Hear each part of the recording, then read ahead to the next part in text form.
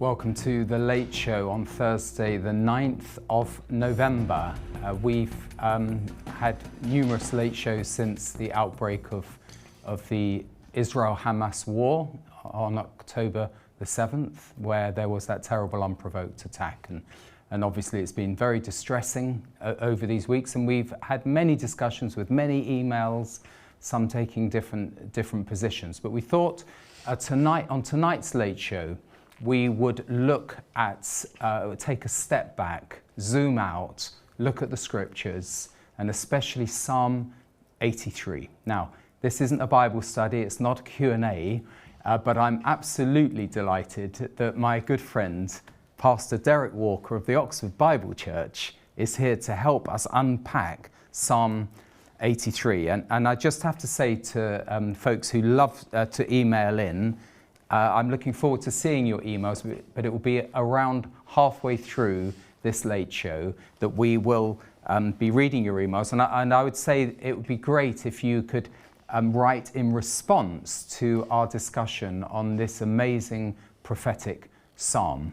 So, Derek, we've had many discussions over many years on prophecy, and I've grown up with it, and it's amazing to see how events are unfolding even in our time.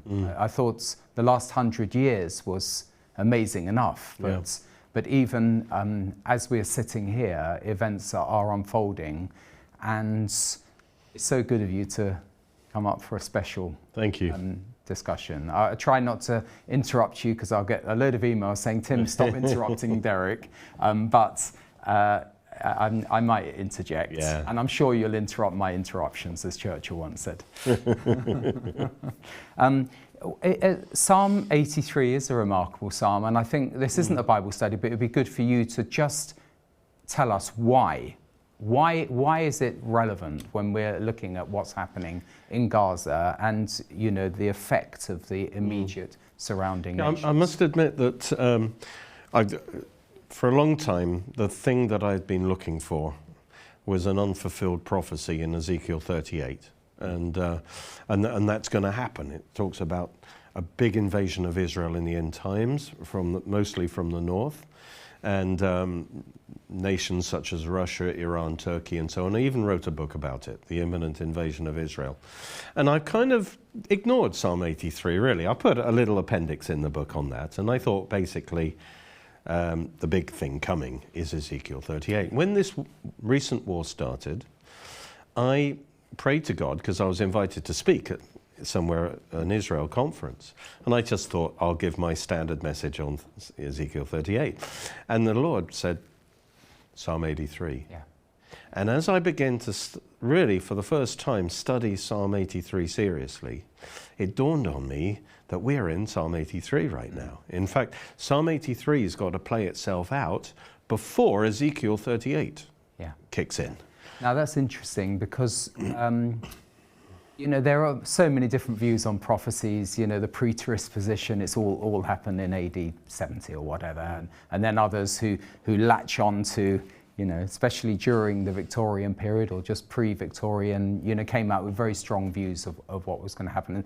And some of it absolutely happened as predicted by the restorationists. Just a little personal comment. Have you changed your position when you've seen events unfolding? Do you leave that caveat sometimes and say, look, we can't be absolutely sure? Not really. I mean, I thought you were going to say that. I take a literal approach to Bible prophecy, and that means, for instance, I'm premillennial. That Christ will come and then he will initiate the 1,000-year reign. I'm also pre-tribulational, and that's just from the scriptures, just by taking the scriptures at their face value. But what I meant was specific events unfolding, because, you know, some would say, oh, 48 was a significant event, 67 was the most significant event. In fact, what I want... It's quite important if you're creating dates from those events that you get the right event, as it were, to count from. We know that 1948 was highly significant, the rebirth of Israel. That's a very clear prophecy in the Bible, saying that Israel must be a nation in the land. because the stage has to be set for all the end time prophecies. And basically, many prophecies have been fulfilled, particularly in the life of Christ, and other ones too, but there are other prophecies that haven't been fulfilled that are set in the end times, and therefore they will happen. And the rebirth of Israel is one of them. And then 1967, the recapture of Jerusalem, that's Luke 21:24, that Jerusalem will be trodden down by the Gentiles until the times of the Gentiles are over. So that was another major date, of course.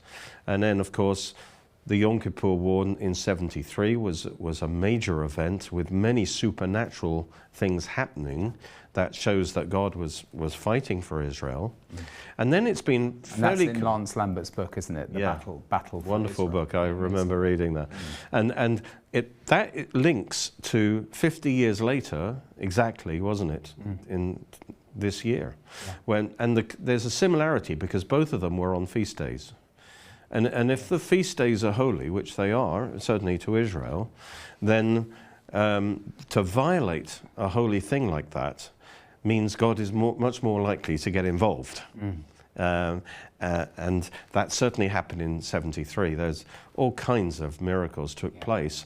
And I believe God is involved in this. And what I believe about Psalm 83 is that it's really Bill Salus brought Psalm 83 to the attention of the body of Christ, but his interpretation is that the whole psalm has not been fulfilled at all. It's yet to be fulfilled in one mega war with all the nations named. I don't agree with that. Psalm 83 describes a coalition of nations. And if we have time to go through them all, but basically they are exactly the nations that tried to kill Israel at her birth. Exactly. So I think we should go through those, and then I'll ask you the question. What is, as it were, the clinching element of this psalm? You'll probably tell me no, it's in every verse, but what I would say is that it's unique in Scripture as well because it is not a direct prophecy, but it's a prophetic prayer. And it gives a model for how God wants us to pray if we're in Psalm 83, and that's why I think it has a practical value. And what I was going to say is I disagree with Bill Salus that it's some future battle, that in fact Psalm 83 is being fulfilled over a period of time. It's 75 years. It started to be fulfilled. It describes 48, sorry, which is 75 years ago. It describes a coalition of nations that are gathered to destroy Israel. So that has not been fulfilled in ancient times. It couldn't be fulfilled until Israel was a nation. And it was initially fulfilled in 1948 and in the subsequent wars. And those wars have got to play themselves out. And I believe it is not fulfilled in a single war, but in a succession of wars, as we've seen, until the power of those inner nations has been broken. They are judged by a military victory in this psalm. Okay, so let's, just for the viewers, and I'm mindful, and I said you can email in, but we won't be reading emails until later in the show. But I'm mindful there'll be people watching. This will be a new subject for you. So this may just, as it were, stimulate a further study of the Scriptures. But firstly, let's look, because I think for people that haven't come across prophecy in the past, it's mind-blowing. But let's have a look at some of these nations that are specifically mentioned. And it's not talking about Tipperary or sort of Guangchong. I mean, they're specific nations in the Middle East. So should we go through them? Sure. It probably would be good to say what they... Just to read in, let me see. A little context of why they're mentioned. If I can just read the intro to it. Please. And then, do not keep silent, O God. Do not hold your peace. Do not be still. In other words, it's a prayer for God to get involved in this because it's a dangerous situation. For behold, your enemies. Notice it's a spiritual battle. It involves God and God's people. Your enemies make a tumult, and those who hate you, not just hate Israel, but so the first thing hate is the God of Israel. Enemies of God. It's saying exactly. They have lifted up their head. They've taken crafty counsel against your people. So it describes Israel in the end times as still God's covenant people. And then it says, and consulted together against your sheltered ones, even though Israel has been regathered in disobedience, they're not believing in the Messiah, yet they're still sheltered to a degree because of the covenant, the Abrahamic covenant. And this is what they say, come and let us cut them off from being a nation, that the name of Israel may be remembered no more. And well, that's exactly what, I mean, we could say it in unison. This is like synchronized swimming. It's exactly what Hamas has said. And it's what the Arab nation, well, the various nations said in 1948, 67, 73, and now, of course, again. And then it says, for they've consulted together with one consent, they form a confederacy against you. So this is a whole group of nations. Okay, it's different from other prophecies where maybe there's a judgment against Philistia or Edom or something like this. This is talking about a confederacy of nations. And then it names them. And that's what you were really asking me in verse 6. The tents of Edom. Now, Edom... descendants of Esau. And that the Edomites originally were in Jordan, but then they spread out. They even went into, Herod the Great was an Edomite and so on. And we can't go... It's still that area of where Petra is located, southern, that would be still seen as that area of But the interesting thing in this is, and again, we don't have time to absolutely prove this, but there's a paradox here because it says the tents of Edom. Now, in other words, this is the weakest group because they're living in tents. They're not established like the others. And yet, we might translate that as the refugee camps of Edom. And Edom, in a sense, this could be a reference to the Palestinians who are parked in refugee camps. And there's actually a prophecy in Obadiah that talks about a confederacy of nations. I think it's Obadiah 14, that are actually their confederate partners are using them like pawns and actually plant them on the borders of Israel, as it were, to be the front line against Israel. And these tents of Edom, I would say, it could be argued, but actually represent the Palestinian refugees. That's alone very significant that is mentioned first. And why are they first, even though they're the weakest? Because they're the front line. And then the Ishmaelites, that would be the Arabians, Saudi Arabia and so on. Now, they're not the enemies of Israel right now, Saudi Arabia, but they were in 48. You see, but they're not the open enemies, and they might even, they're very close to signing the Abraham Accords. So it's possible, you see, if you see Psalm 83 as a sequence over many years, then certain of these ones have made peace with Israel now because they were defeated militarily. And the whole psalm is a prayer that God would give Israel victory over these enemies. And so a lot of Psalm 83 has been fulfilled, but there is still some parts of Psalm 83 that remain to be fulfilled. So the Ishmaelites is Arabia. Moab is again a reference to Jordan. The Hagrites is an interesting one, and that seems to be a reference to Hagar. And Hagar was Egyptian. So it's interesting that Egypt is described here in reference to Hagar. And there's a reason why, because part of the Bible talks about an ancient hatred that these surrounding nations have, and because many of them are other descendants of Abraham who are jealous of the Jews because they received the covenant and the priority, they were chosen. And so there's a jealousy, a family jealousy, if you like.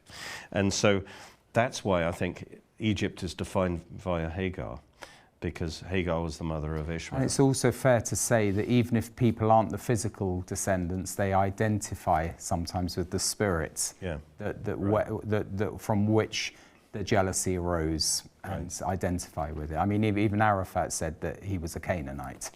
He was from Egypt. Of course, but that's what, they identify, and there is a spirit of enmity there, which is perpetuated. Yes, and it's called the ancient hatred in Ezekiel. Yeah, exactly. And okay. then it says Gebal. Now that's right. North Lebanon. Mm-hmm. So we understand Lebanon was part of that. Mm-hmm. Ammon is another part of Jordan. Jordan, like we have Amman is the capital of Jordan. Exactly. Yeah. Amalek, people might argue about. If you're like me, that believe that the Mount Sinai is in Arabia. I think the Amalekites originated in Arabia, but people argue over it. So we'll move on from the Amalekites. Now, this is the interesting line, Philistia, and that's essentially the Gaza Strip. That's right. Where the Philistines lived there. And so 5 cities of the Philistines. This is what's relevant in terms of the Gaza war. I would say that, we're entering into a new phase of Psalm 83, where now Hamas, which controls Philistia, with the inhabitants of Tyre. It's interesting that they are aligned with the inhabitants of Tyre, which is South Lebanon. That's right. Now, so in other words, Lebanon's included here. Now, I had thought Psalm 83 is finished. We're just ready for Ezekiel 38 now. But actually, even though Lebanon's been broken as a power, because of these, groups like Hamas and Hezbollah, they still are very much a threat because of Iran's support. So here you've got the two mentioned together, and I don't know how true it is, but I've heard the story that in fact the original plan was that Iran wanted Hezbollah and Hamas to coordinate a simultaneous attack. But Hamas jumped the gun. And now America stepped in. And now Hezbollah doesn't want to get involved because America's being much stronger than was expected. Hamas very much wants to identify themselves as the spearhead, don't they? They wanted the glory, but actually that's spoilt. But it does illustrate a point that of the divisions in the Arab world. It's a confederacy, and some of them are jockeying for position. I remember in the peace talks with Arafat and the father of Bashar al-Assad of Syria, Hafez al-Assad, boy, were they competing to get the upper hand in the negotiations with Israel, and neither trusted the other. And in one sense, Clinton and others, they played the two against each other. And then, if Arafat thought that a deal was going with Syria and vice versa, they would want to jump in first. All right. Quite interesting. Yeah.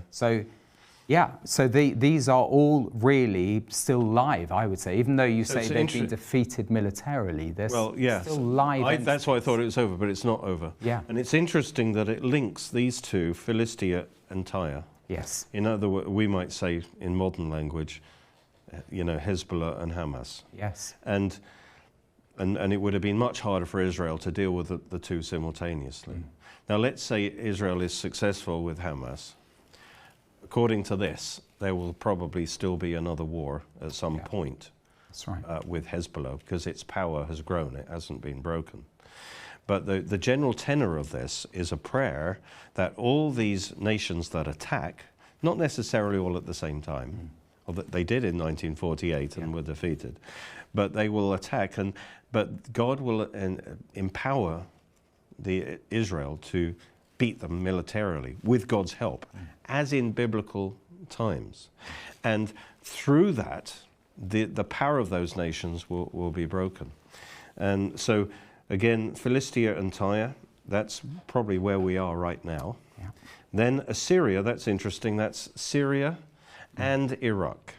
Yeah. Right, the Assyrian Empire is primarily Syria and Iraq. And of course, both of those nations were there in 1948. And by the way, they're already talking about Hamas, ISIS.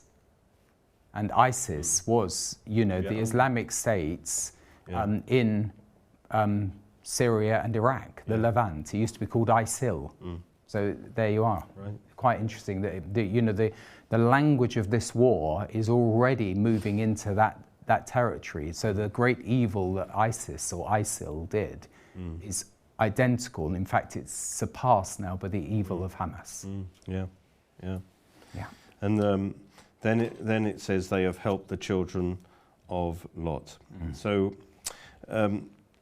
this is referring really to most of these nations are those that had this ancient hatred against Israel. And because they were, as it were, jealous of Israel, they've embraced another religion, another God. And Israel is a thorn in their side, because while Israel is there, that speaks of the fact that the God of the Bible, the God of Israel, is still alive and well, and that covenant that God has with Israel is still in force. And so this is there in the, to those who are religiously minded, this is their main enemy. Isn't it double-edged as well? In not only, obviously, the demonic powers know that there's a great battle over the integrity of God's word here, but the double edge is that it also completely undermines the tenets of Islam. That's an area that was once, Dar al-Islam, the House of Islam, should be occupied by another power, and so Islam is now, it's an existential, for them, it's an existential issue. Yeah. For those that believe in the Quran and the Hadith and the writings.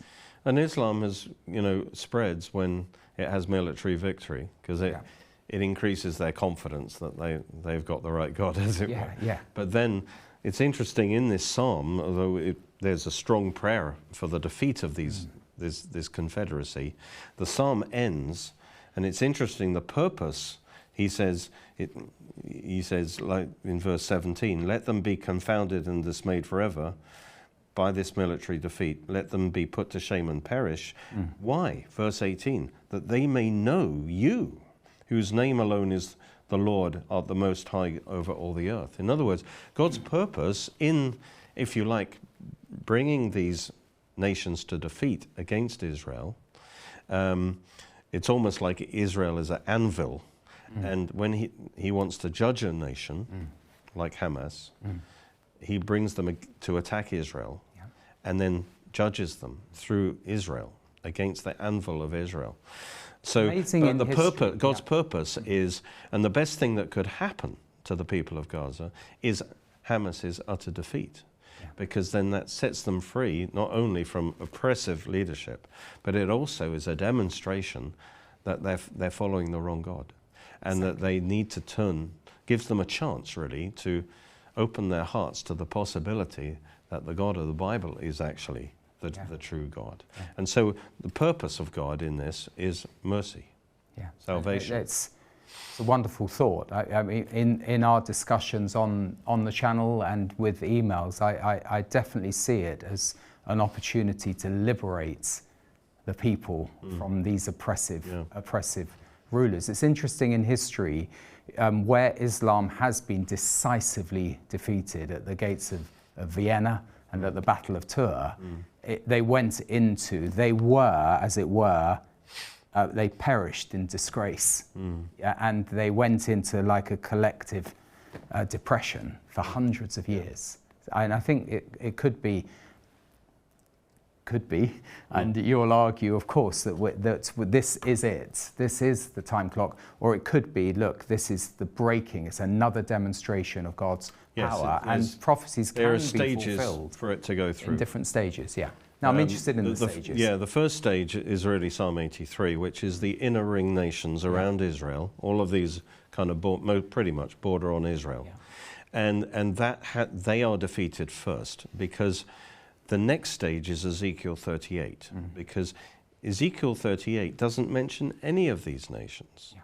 Okay, even Saudi Arabia, Sheba and Dedan, is actually on the other side, is on the side of Israel when Ezekiel 38 happens, along with Tarshish and many of the Western powers.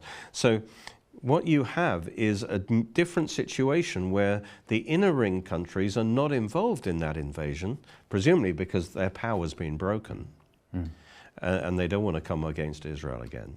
But there's now the outer ring nations, the bigger nations, like Russia, but also other Islamic nations like Turkey and Iran. And you can see things moving in that direction. So then there will be this Ezekiel 38 invasion. That will be the next stage. Yeah. And then God himself, not using the IDF, but God himself, according to Ezekiel 38, will move in judgment, and he'll do it by himself. And that will be an awesome demonstration of God's power. And it says that they will release a revival around the world and in Israel, towards the God of Israel. It will probably get rid of the secularism in Israel. Not necessarily bring them to Christ, but make them fear God. It's interesting that, and I've seen it in your writings as well, so it's not coming from me alone. God's plan for Israel has these two phases that there would be this ingathering from the nations at a time when they're not believing, which is exactly what's happening. One of the criticisms of Christian Zionists, let's say, is how can you be supporting a nation that's not believing in God? Well, we're just recognizing the fulfillment of Scripture. It's exactly. I mean, I could talk for an hour on the fact that if you just read the Scriptures, the prophetic Scriptures, it's clear there will be an end-time regathering of Israel in two stages. Yeah. And the initial stage is unbelief, and then when they come back to the land, they come to faith in the land, in the Messiah, in the tribulation. And then there will be, at the second coming of Christ, there will be the final regathering of Israel, which is a complete regathering in faith. Yeah. And then Israel will possess her land in the millennium. So Jesus talked about the fig tree being Israel. You can see Luke 13 verifies that. And then, first of all, he says that one of the major signs of the end is that when you see the fig tree bearing leaves, not fruit. Not fruit. Yeah, not fruit. Bearing leaves, so she's there, but she's not bearing fruit, as in the time of Jesus. But that's springtime. Wait a few months, and it's summertime, and then the fig tree will bear her fruit. So the prophecy is that she will come back into the land in unbelief. And that's the prophecy from the Lord Jesus. And he did talk in his Olivet Discourse about things happening on a worldwide scale. And the prophecies of Ezekiel, they will be gathered from all the nations. Something worldwide would happen. And that didn't happen in biblical times. No, it's an outstanding miracle, the regathering of Israel. Yeah. But it's happening in stages, I believe, because Israel is in unbelief. And until God brings them back to the land, and then they will return to the Lord. And because that takes a process of time to bring Israel, and there's more stages after that, because in the tribulation, the Antichrist makes a covenant with Israel. She trusts in him, but then he breaks it and he invades Israel in the mid-tribulation. And not the whole of Israel, but as it were, he sets up a two-state solution. Can we look at other scriptures and prophecies that talk about them returning in unbelief? Because it's there in Ezekiel as well, quite clearly. The classic one, and there's a number of them. Yeah, I know. Ezekiel 37, the dry bones, all right? So if you read it carefully, Ezekiel is told to prophesy twice. It's very clear. The first time he prophesies, all these scattered bones, as it were, Israel scattered around the world, they are gathered together, and the flesh comes on them. Yeah. And they become, as it were, a nation again. They become connected. The scattered bones become connected together, and then, but it has no life. And that's the initial regathering of Israel in unbelief. And then God tells Ezekiel, prophesy a second time. And when he prophesies the second time, the breath of God, the Spirit of God, comes into this dead man, as it were, and comes alive. And that's a perfect picture of the two-stage regathering. But there are many that describe... That one verse in Ezekiel 36 that just says, I will give you, after gathering them from all the countries, in verse 24. In verse 26, I will give you a new heart and put a new spirit within you. So there's a sequence there. And that happens when they're in the land. Yeah, exactly. And people just, the problem with many Christians is they don't study the Old Testament prophets. It's kind of like, we don't go there. And but just and read the secular world. The secular world is seeing this purely in terms of a military struggle or a culture struggle or another a racial struggle. But it's the scriptures give a much deeper, more complete picture. Yeah, exactly. And just going back to stages, the third stage at mid-tribulation, Antichrist invades Israel. That weakens Israel greatly. And then, but the final stage is Armageddon itself, when Antichrist gathers all the nations of the world against Israel. And in that process of terrible tribulation and suffering, yes, God's protecting Israel, but because she's stubborn in her unbelief, God actually has to, as it were, use these kind of tribulations to actually get Israel to humble herself and to receive her Messiah. But God is not finished with Israel. The scriptures are very clear about that. And in terms of the world, Israel has been, the Lord is the light, to lighten the Gentiles. But, the prophecies talk about Israel being a light to the nations. And there has been a Judeo-Christian influence rooted in the Old Testament that has spread and created Western civilization. And people are talking now as though they say this is a civilizational moment. There's an awareness that what's happening in that war with Hamas is really going to affect every country. We haven't got to the position where all the nations are against Israel. There are some who are actually supportive. In a way, because the acts were so heinous, that's given Israel, more of a basis to actually be strong. Yeah. But they are going after terrorists, not, and they are trying to protect innocent lives. But it's not an easy job to do. So tell me if we've covered. We haven't covered in terms of Bible study. There is one thing. So we know, if we look at the actual prayer in verse 9, it's just very interesting how the prayer is. Deal with them as with Midian. And then you need to put a little bit of a brackets around the next phrase, as with Sisera, as with Jabin at the brook of Kishon. Now put that in brackets. And then, because he talks about Midian, and then he explains the Midian thing. So we jump over that little bracket. Who perished, the Midianites, who perished at Endor, who became as refuse on the earth. And then it goes on about their nobles becoming like Oreb and Zeb and Zebah and Zebuna. Now, what is all of this? Now, this is a reference to Gideon, the time of Gideon, when the massive invasion of the Midianites and the Amalekites from Arabia, massive invasion. And the important thing here is, it was, the Israelites were cowed, and God took charge of this battle.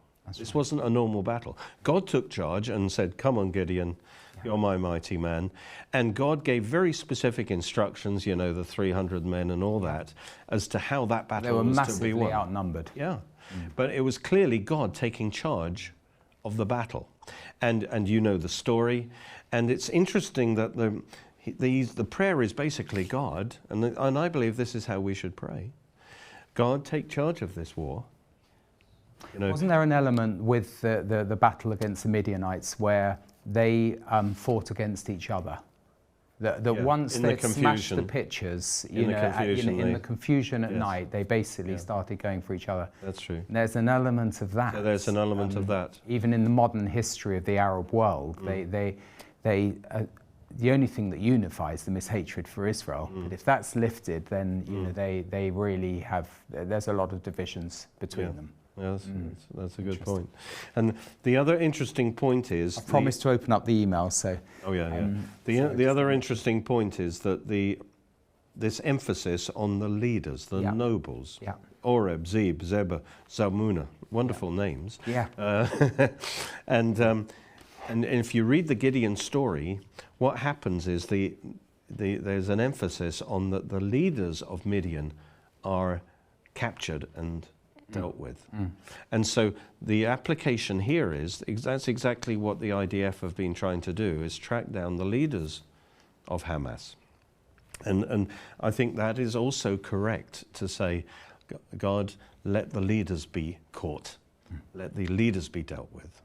And that's what this prayer is. And then the other one that's very interesting is the battle. You know, when we go to Israel, as you take trips to Israel as well, when you're at Megiddo, I like to describe the Battle of Deborah. Of course. Because the other reference is against that king of Hatzor, Jabin, and Sisera, how they were defeated at Brook Kishon. Yeah. It's another example how God took charge. Deborah's the prophetess.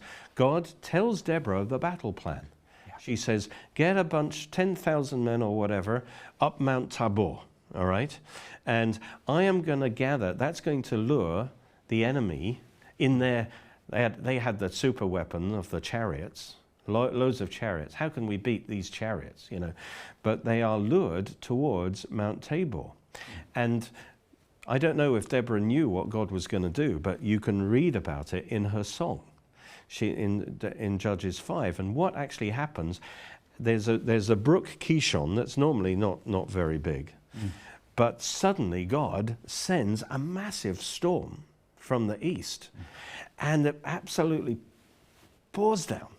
And the brook Kishon overflows. And now all the chariots that have been lulled to the foot of Tabor, where Kishon was, are now stuck in the mud. Yeah. And the horses, she describes the horses desperately trying to get free of this mud, and now they have to jump out of their chariots and run for their life, and they're utterly defeated. Reminds me of the Battle of Agincourt, by the way, because that was, was how, they expected this rainstorm, and so they chose the battleground where all of the horses and the like got stuck. Yeah, great stuff. I'm going to read some emails, so just finish your point. Fair enough. Yeah. But the point is, God took control of the battle. Yeah, yeah. And I believe that is the right prayer, because we're talking about terrorists, you know. Not that the innocents, no, but the terrorists would be, that God would take charge of the whole situation. God would anoint the forces that are dealing against these terrorists. Give them the wisdom, give them the success in doing that. That's a biblical prayer. Right. Now, you can take a little break. I'm going to read a few emails in a chunk. You can have a drink of water and then, as it were, build up to a crescendo at the end.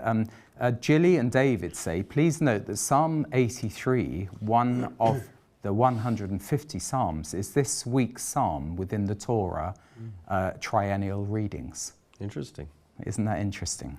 That's a confirmation. Satinda writes, whereabouts does Isaiah 17:1, the burden of Damascus, fit in? Is it in Psalm 83, Ezekiel 38, or another time? The reason I ask is because only yesterday the US carried out strikes on an Iranian ammunition depot in Syria, and Israel hit targets in the southern part of Syria. Also, it appears Israel is no longer coordinating their actions with Russia before carrying out these raids.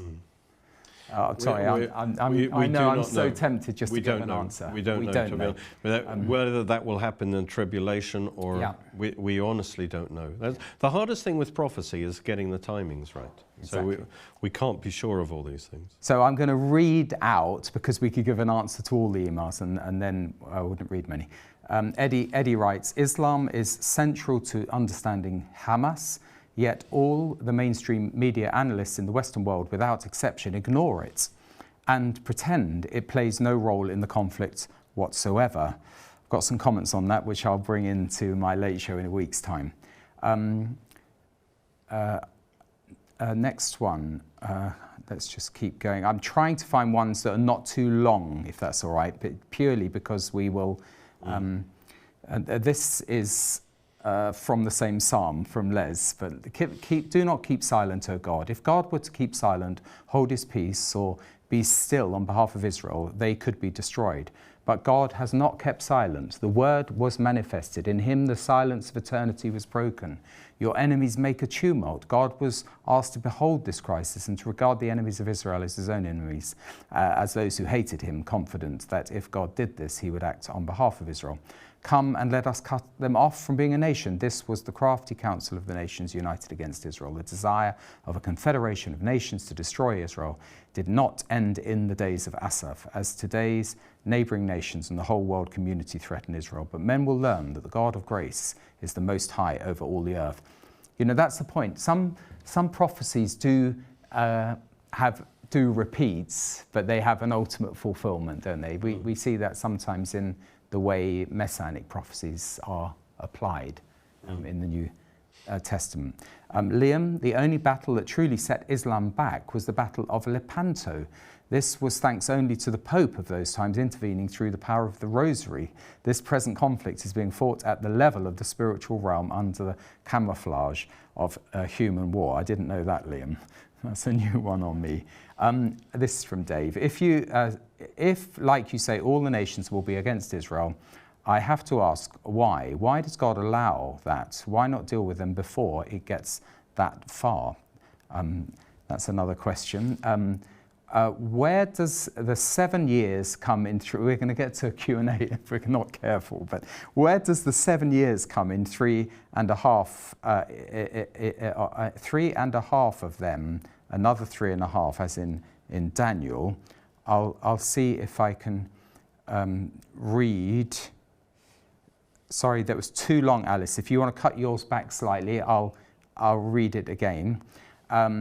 The ancient house of Israel, this is the text, and I do sometimes get these anonymous texts, so I'm never able to personally answer them, but the ancient house of Israel are nothing to do with the white-skinned Ashkenazi Khazars of today. Their king Bulon only adopted Judaism in the 8th century. Genesis 10:3-5 says they are Gentiles and Khazars. Of course, Revelation 2:9 and 3:9. I've heard this a few times from folks who do name it.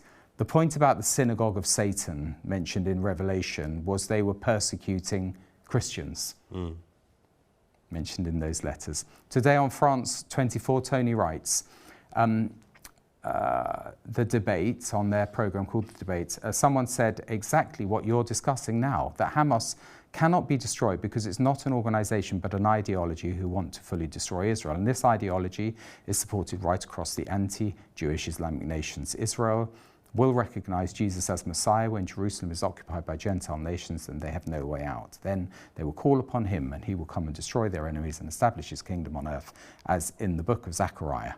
May God bless Israel.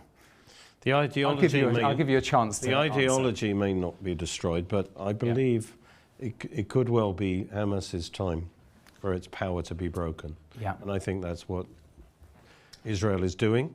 They're aiming to do, and I believe it's possible, if the world lets them, to actually deal a death blow to Hamas effectively as a nation, because Israel has had very successful wars in the past. Every time the nations or a nation has come against Israel, for 4 or 5, 6 times, they've suffered a strong setback, and against often the odds. Yeah. So I believe that Israel will create a permanent change as far as Hamas is concerned. But it's not the end of Israel's problems. It won't be. No. Obviously, there's Hezbollah. But interesting how they have, I mean, plenty of times in the Old Testament scriptures, Israel is warned about not compromising with the nations around, and yet Israel has tried so hard in the modern era to basically amalgamate or find some cooperation with their enemies, and it hasn't worked, hasn't been that successful. You know, since the Oslo peace process, they're saying, look, if Israel had given autonomy to the West Bank, full autonomy, and Hamas had taken over, it would have been an absolute catastrophe. Exactly. So the other impossible element to this is the hostages. It does look impossible, and yet we're praying for a miracle.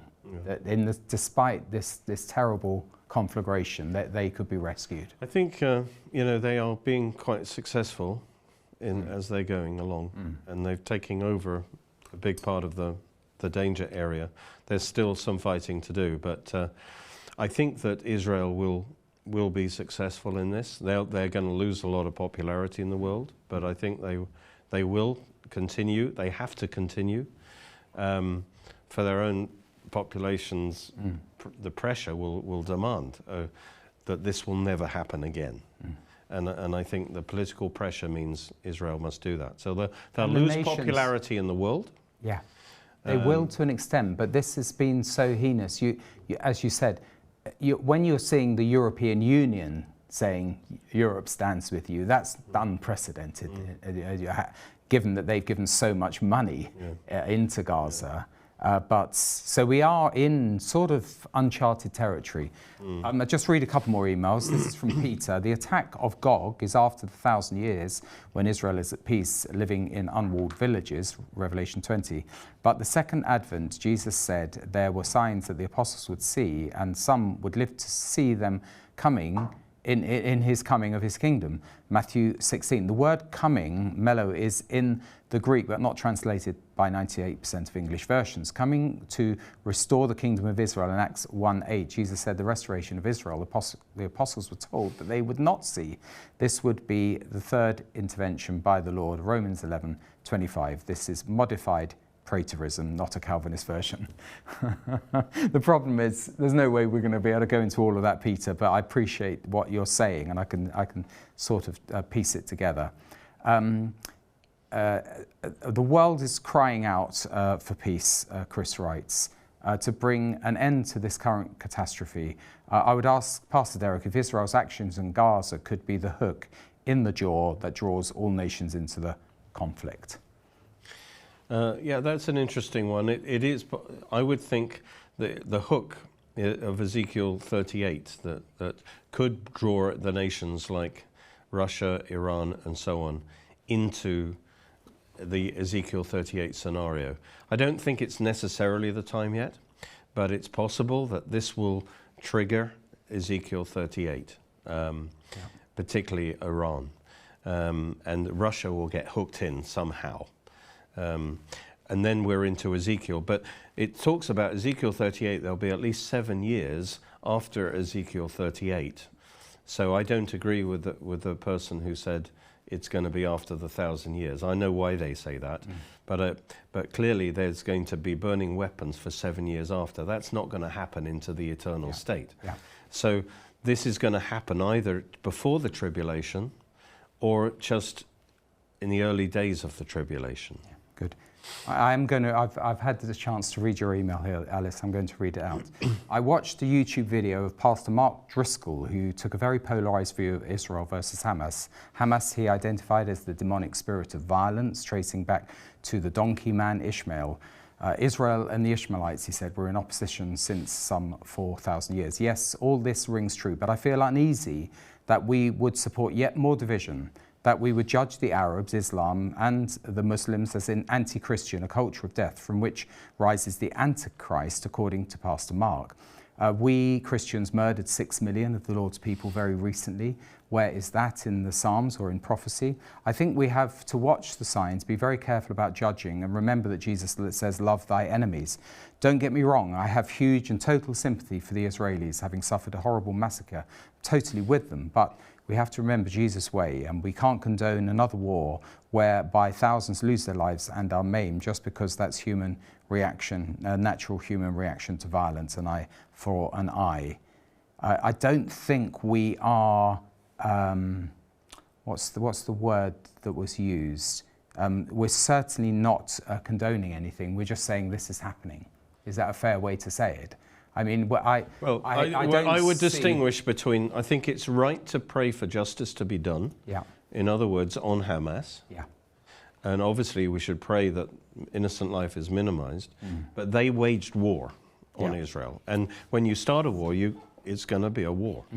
At the same time, yes, we shouldn't be acting out of any kind of personal malice or... You know, we should be praying, as in this psalm, for the salvation of those people. But their best hope of salvation is the destruction of Hamas as a terrorist organization. So there can be a kind of false sympathy that actually just perpetuates a problem that needs to be dealt with. Yeah. You know, so this psalm is a prayer for justice. That God will exercise justice on the leaders of Hamas, for example, and on terrorists whose aim is to destroy Israel. So you should be a person of peace to make peace, but not everyone is wanting to make peace. You know, you can't make peace with a lion who wants to eat you. Yeah. You know, you have to deal with that. Exactly. And the tragedy is the world, Alice, that has stood by and watched Hamas and knowingly watch them build up a power base. I would say knowingly. The media know what's going on. The problem is any large media organization that has its own journalists embedded within Hamas-controlled territory has to watch what they say. It's a fact of life, and sadly, men of violence, which Hamas are, and one derivation of their name is violence. In Hebrew, they tend to carry the day in most societies, unless you have the rule of law, which we have enjoyed over hundreds of years in the West. You have tyrants taking over, and they are a tyrannical bunch of gangsters, and that's a tragedy for the people of Gaza. Yeah. It's a tragedy for them. And the prayer is quite strong. You know, it really says that God move in like a storm, and you know, let them be like chaff before the wind. And it's not talking about the innocents, but it's talking about those who are committed to destroy Israel. And it's a prayer that God will deal with them, but again, so that they might realize that they're following the wrong ideology, the wrong God, as it were, and so that they would actually find salvation. So the best thing that could happen to them is to experience a defeat.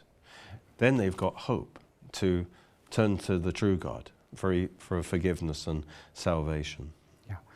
It's an interesting verse, isn't it? Make them like tumbleweed, verse 13, like chaff before the wind. Mine says whirling dust. Yeah, it's like the chaff before the wind. Yes. That gives a sort of impression of some, I don't know, the word derision comes to mind. Just a confusion that they would turn in on them themselves. So it's interesting. Yes, that their unity would be broken. See, like the chaff, you know, that the unity would be broken because the strength is in unity. And I think that's what's happening right now, to be honest. I think we're seeing the outworking of that. It's just one, in other words, we are in Psalm 83 right now. And this is telling us how to pray. And I don't think we're quite finished with Psalm 83, but at some point, the conflict is going to create a hook in the jaw to bring Russia involved, and along with Russia, Iran, Turkey, and you can see how that alliance is forming through this pressure cauldron. The West is being strong. It was predicted in Ezekiel 38 that the Tarshish nations would stand by Israel. We've seen that again in this war. And that Russia, Iran and that are getting more against Israel, and Turkey especially, and therefore the scenario for Ezekiel 38 is setting itself up, and at some point that's going to be triggered. Now, we can't go into all the details because we're in the last few minutes, but I think folks can understand the land of the north and Moscow being north. Far north. And the far north. This is the far north. This isn't a Bible study, Derek, but the Tarshish nations, in a few sentences, just explain. Well, if you look at my book on the imminent invasion of Israel, I write a chapter to prove that Tarshish is the United Kingdom. And that's where Jonah was trying to sail to, because it was the furthest possible point from the Holy Land. Are you also saying those nations influenced by the United Kingdom? So it's the notions that came out in the sense of colonies and so on of the United Kingdom, particularly the United States, but also a whole bunch of other nations. If you think about it, the Tarshish nations, in other words, Tarshish and a young lions. So Tarshish is described as a lion, which is the symbol of Britain. But also, the Tarshish nations were the Allied powers in the world wars, and they still kind of form a natural unit. By the way, it's remarkably similar to the Nazis. The way Hamas and the Iranian regime frame this battle, how they frame their society around, the supreme leader or the Führer. The way they They want to have a Judenrein land. They don't have any Jews. And it wasn't Christians that killed 6 million people in the Holocaust. That's true. I mean, it was affected by Hitler was not a Christian theology, but he was not a Christian. He was absolutely not a Christian. But it did happen within Christian Europe or Christendom. I understand that. Yeah. Because, we all have to guard our hearts, don't we? So that a prejudice doesn't arise. I think that we can have an honest discussion and, be honest before God's word, but not, as it were, join in, a battle of hatred. The key thing is, because what brings a curse is hatred. And it says, if those who curse Israel will be cursed. And what's described here is the hatred of the ancient hatred of these nations against Israel. But hatred brings you under a curse. And of course, we have to be careful ourselves not to allow hatred to govern our motives or our prayers. Yeah, exactly. We pray for the salvation of the people, and that as many as possible will be saved and kept alive. But at the same time, it is right. We mustn't be soft. It is right that we pray that justice be done. Bless you. Derek, it's been a good late show. I hope others have enjoyed it as much as I have. Appreciate very much all the emails that have come in. Sorry I haven't read absolutely all of them, but we've given a good shot at it. And I always taught my kids, envy leads to hatred, hatred leads to killing. There are many examples in the scriptures. We can see examples today. So let's pray for peace in the heart of man, peace before God, and then peace among our neighbours. And God bless you, Derek. Amen. And bless the Oxford Bible Church. Thank you.